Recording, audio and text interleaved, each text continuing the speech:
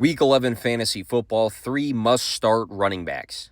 Jaylen Warren has been reliable for fantasy football. He scored 13-plus fantasy points in 5 of his 8 games played.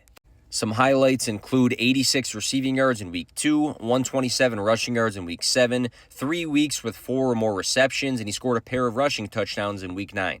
And the Steelers draw a rematch against the Bengals in Week 11, who are allowing the most fantasy points per game to running backs and also the most rushing yards per game at 166.4.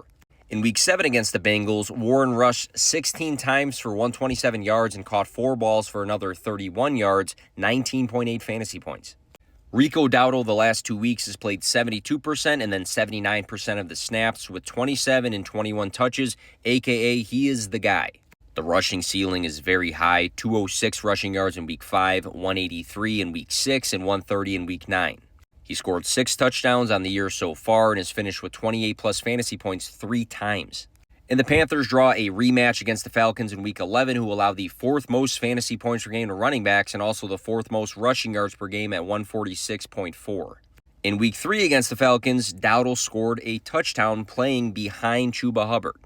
Last week, rookie Woody Marks rushed 14 times for 63 yards and a touchdown with 2 receptions for another 18 yards, 16.1 fantasy points.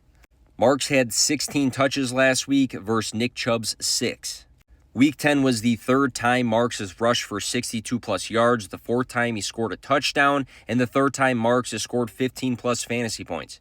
And now the Texans draw a rematch against the Titans in Week 11, who are allowing the 3rd most fantasy points per game to running backs and the 6th most rushing yards per game this season at 141.3.